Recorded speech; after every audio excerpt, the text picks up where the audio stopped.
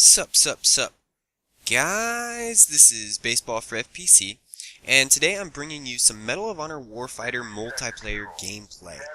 Now, as you could probably tell from the loading screen, I'm playing Sector Control on Fara Cliffside. Now, if you're at all familiar with multiplayer gaming for first-person shooters, then you'll probably be familiar with this type of game mode. This game mode, if it's basically the Medal of Honor version of Domination for Call of Duty. Basically, there's 3 flags spread out across the map. Your goal, and your team's goal, is to capture and hold as many of these flags as you can. The first team that fills up their respective colored bar at the top of their screen wins, and obviously you get more points for holding more flags for a longer amount of time. Anyways, I'm running as the Russian Spetsgrupa Alpha Point Man. Point Man being the class, and then Russian Spetsgrupa Alpha is the Tier 1 operator. So I guess I'll be talking a little bit about how multiplayer plays out, because it's a little bit different from Battlefield 3 if you're familiar with Battlefield 3.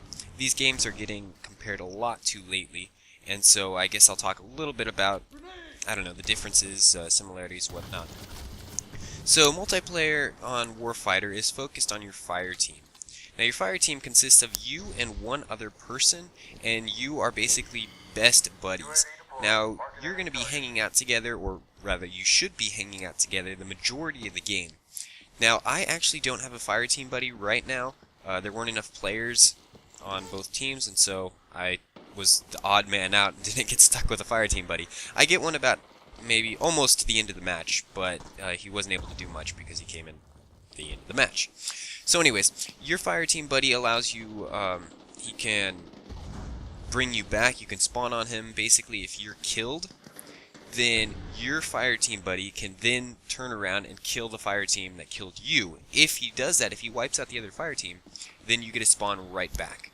Otherwise, you have to wait, I don't know, maybe 4 seconds or so until you can actually spawn on him again. If your teammate is killed and you're killed, then you have to do what's called falling back, which is basically you get spawned randomly on the map. So it's always good to stick together as a fire team. That's really the whole point of this. It teaches a lot of teamwork, and it's actually really effective because most of the time you are hanging out with your fire team buddy. So that's props to them for actually creating a tight-knit group of people that sticks together, because I was always looking for my fire team buddy. I saw basically the other teams doing the same. They're always looking for their buddy, they're sticking together, they're working as a unit, and that is really the whole point of this. And so props to Danger Close for actually pulling that level of teamwork off. There are 8 classes that you can choose from. They range from Sniper, Demolition, Point Man, Assaulter, Spec Ops, 8 classes in all, I believe. And then you've got about, I think it's 12 different warfighters for each of those classes. So if you go 8 classes, 12 warfighters for each class, so 12 times 8, you do the math, that's how many different combinations you can have. And basically each warfighter is from a different country.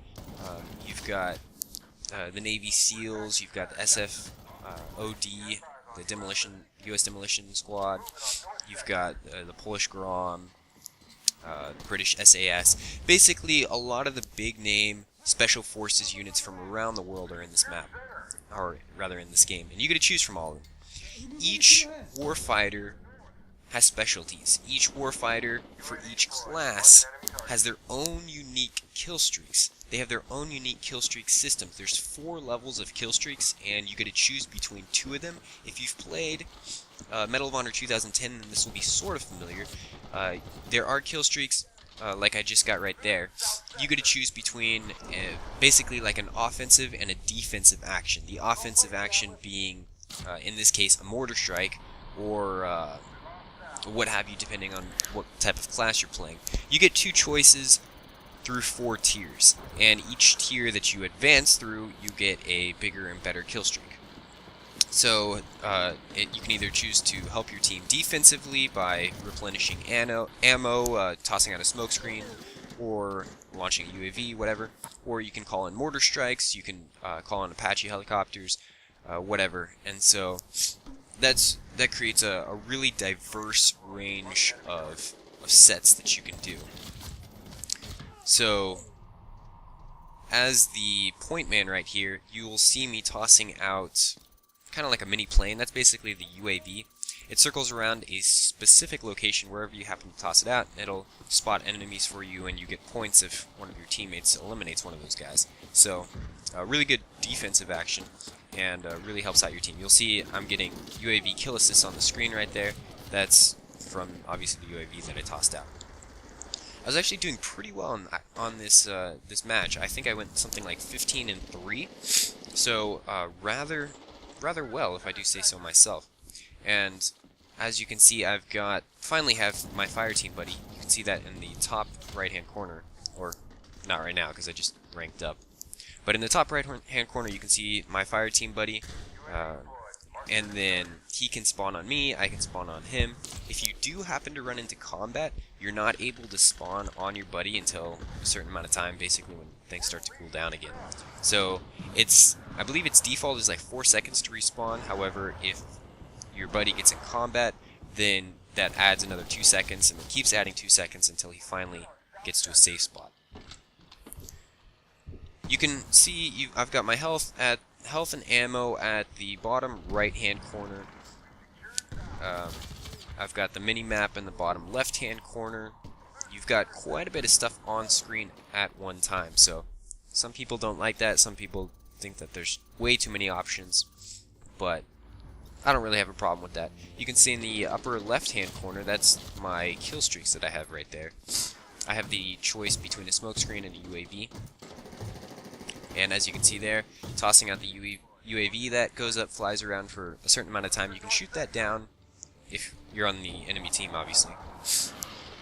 And now that I don't have any kill streaks selected, you can see in the top left-hand corner the support action points. Once that bar fills up, that allows you to get the next kill streak inside of whatever tier you're on. So,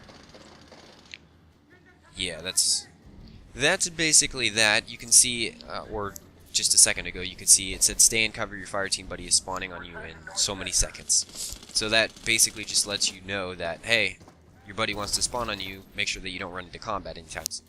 And so that kind of allows you to, I don't know, chill, wait for backup.